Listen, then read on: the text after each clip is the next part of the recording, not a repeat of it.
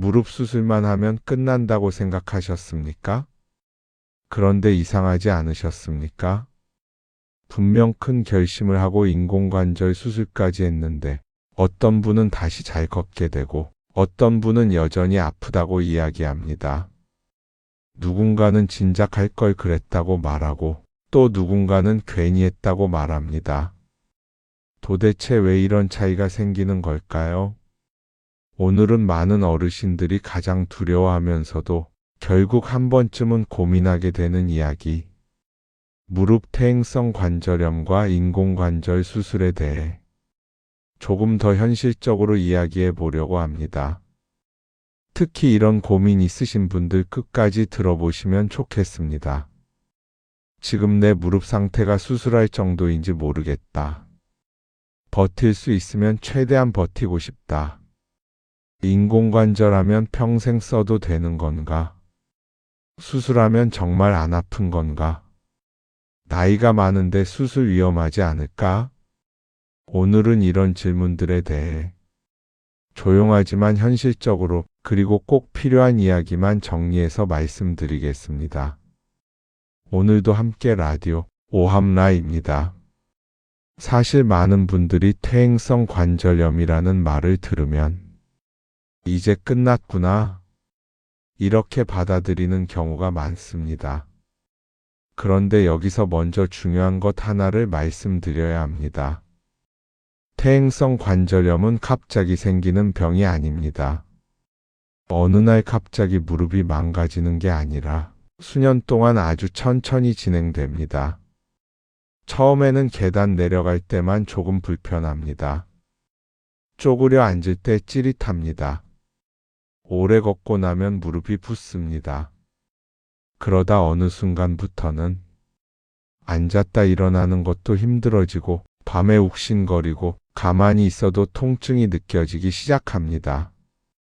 많은 분들이 이 단계까지 오는데도 나이 들면 다 그런 거지 하고 넘기십니다. 그런데 문제는 여기서부터입니다. 무릎은 단순히 움직이는 관절이 아닙니다. 몸무게를 버티고 균형을 잡고 걷는 힘을 만드는 중심 역할을 합니다. 무릎이 아프기 시작하면 사람은 본능적으로 움직임을 줄입니다. 걷는 양이 줄고 근육이 빠지고 체중이 늘고 다시 무릎 부담이 증가합니다. 결국 통증 때문에 덜 움직였는데 그 결과 더 악화되는 악순환이 시작되는 겁니다. 특히 어르신들은 움직임 감소가 단순한 불편으로 끝나지 않습니다. 근력이 줄면 낙상 위험이 커지고 활동량 감소는 심폐기능 저하로 이어질 수 있습니다. 그리고 정말 중요한 문제, 사람은 움직이지 않기 시작하면 삶의 의욕도 함께 떨어지는 경우가 많습니다. 그래서 퇴행성 관절염 치료의 핵심은 단순히 통증만 줄이는 것이 아닙니다. 다시 움직일 수 있게 만드는 것. 여기에 핵심이 있습니다. 많은 분들이 약 먹으면 되는 거 아니냐 이렇게 생각하시는데 실제로 초기 치료는 생각보다 기본적입니다. 염증을 줄이는 약을 사용하고 무릎에 부담 주는 습관을 줄이고 근력 운동과 물리 치료를 병행합니다. 여기서 중요한 건 운동하면 닳는다는 오해입니다. 오히려 적절한 근력 운동은 무릎 부담을 줄이는 역할을 합니다. 왜냐하면 무릎 주변 근육이 약해지면 관절이 직접 충격을 다 받아내기 때문입니다.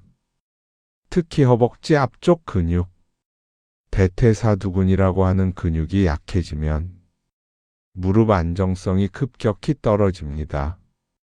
그래서 의외로 가벼운 걷기, 허벅지 근력 운동, 체중 조절만으로도 통증이 꽤 줄어드는 분들이 있습니다. 하지만 여기서 중요한 현실이 있습니다. 모든 무릎이 운동만으로 해결되지는 않습니다. 이미 관절 연골 손상이 심하고 뼈끼리 부딪히는 단계까지 진행되면 통증 자체가 구조적인 문제가 되어버립니다. 이때는 주사 치료를 고려하기도 합니다. 그런데 주사에 대해서도 오해가 많습니다. 어떤 분은 주사 맞으면 무릎이 녹는다, 이렇게 말씀하시고, 어떤 분은 주사만 계속 맞으면 수술 안 해도 된다, 이렇게 생각하십니다. 현실은 둘 다 절반만 맞는 이야기입니다. 주사는 통증과 염증 조절에 도움을 줄 수 있습니다. 하지만 닳아버린 연골을 완전히 원래 상태로 되돌리지는 못합니다. 즉, 시간을 벌어주는 역할에 더 가깝습니다. 그러다 결국 많은 분들이 인공관절 수술 이야기를 듣게 됩니다. 그리고 이 순간부터 사람 마음이 흔들리기 시작합니다. 정말 해야 하나? 아직 참을 수 있지 않을까? 수술하면 다시 못 걷는 거 아닐까? 특히 가장 많이 하는 질문. 인공관절하면 평생 쓰나요? 이 질문에는 솔직하게 답해야 합니다. 인공관절은 기계입니다. 그리고 기계는 결국 마모됩니다. 무릎 인공관절 안에는 충격을 흡수하는 특수 재질이 들어가는데 시간이 지나면 조금씩 다를 수 있습니다. 그래서 과거에는 15년 정도 지나면 다시 수술할 수도 있다, 이런 설명이 많았습니다. 그런데 여기서 중요한 건 실제 사용량입니다. 예를 들어 60대 중반 이후에 수술하신 분들은 젊은 사람들처럼 강하게 뛰거나 과격한 활동을 하는 경우가 상대적으로 적습니다. 또 연세가 들수록 활동량 자체가 줄어드는 경우가 많습니다.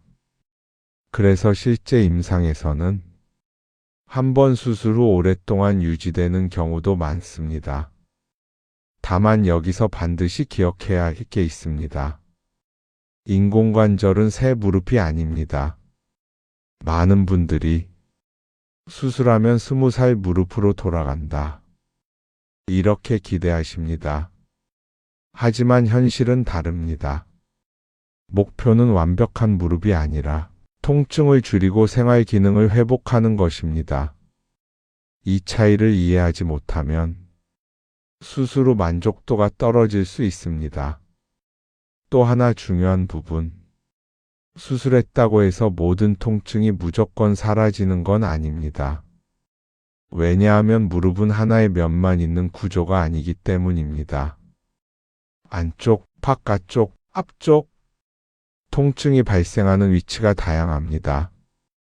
어떤 경우에는 특정 부위만 교체하는 부분 치환술을 하기도 하는데, 이 경우 남아있는 다른 부위에서 시간이 지나며 관절염이 진행될 수 있습니다. 그래서 수술 방식은 현재 관절 상태를 얼마나 정확히 평가하느냐가 매우 중요합니다. 그리고 어르신들이 가장 걱정하는 부분. 나이가 많은데 수술 위험하지 않을까요? 이 질문 역시 현실적으로 봐야 합니다. 결론부터 말씀드리면 나이 자체보다 중요한 건 전신 상태입니다. 고혈압, 당뇨, 심장질환, 폐 기능, 기초 체력, 이런 요소들을 종합적으로 평가합니다. 특히 요즘은 과거보다 마취 기술과 수술 시스템이 많이 발전했습니다. 무릎 인공관절 수술은 전신 마취가 아니라 하반신 마취로 진행되는 경우도 많습니다. 그래서 생각보다 회복이 빠른 경우가 많습니다. 물론 위험성이 아예 없다는 뜻은 아닙니다. 모든 수술에는 감염, 혈전, 폐렴, 마취 합병증 가능성이 존재합니다. 특히 당뇨가 있는 경우에는 상처 회복과 감염 관리가 더 중요해질 수 있습니다. 그래서 중요한 건 수술 자체를 무조건 두려워하는 것이 아니라 현재 상태에서 얻는 이득과 위험을 비교하는 것입니다. 예를 들어 지금 통증 때문에 거의 걷지 못하고 근력이 빠지고 삶의 질이 무너지는 상황이라면 오히려 수술 후 회복되는 기능적 이득이 더 클 수 있습니다. 반대로 통증은 있지만 일상생활이 가능하고 운동으로 조절되는 수준이라면 굳이 서두를 필요가 없을 수도 있습니다. 결국 핵심은 지금 내 삶이 얼마나 제한되고 있는가 여기에 있습니다. 그리고 수술만큼 중요한 것이 있습니다. 바로 재활입니다. 사실 많은 분들이 수술이 끝이라고 생각합니다. 하지만 실제로는 수술 이후부터가 시작에 가깝습니다. 요즘은 예전처럼 오랫동안 누워만 있지 않습니다.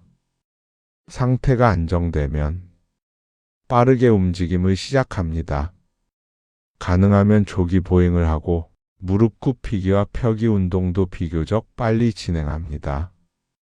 왜냐하면 오래 안 움직일수록 근력 저하와 관절 강직이 심해질 수 있기 때문입니다. 보통 한 달 정도 지나면 일상 보행이 조금씩 가능해지고 3개월 전후에는 가벼운 외부 활동도 가능해지는 경우가 많습니다. 하지만 여기서 중요한 건 속도가 아니라 방향입니다. 억지로 무리하면 통증과 부종이 증가할 수 있습니다. 특히 어떤 분들은 빨리 회복해야 한다는 조급함 때문에 오히려 무릎을 과하게 쓰다가 통증이 심해지기도 합니다. 그래서 회복 과정에서는 통증 조절, 부종 관리, 근력 회복, 보행 패턴 회복이 함께 가야 합니다. 그리고 마지막으로 꼭 말씀드리고 싶은 게 있습니다. 많은 어르신들이 수술을 실패와 연결해서 생각합니다.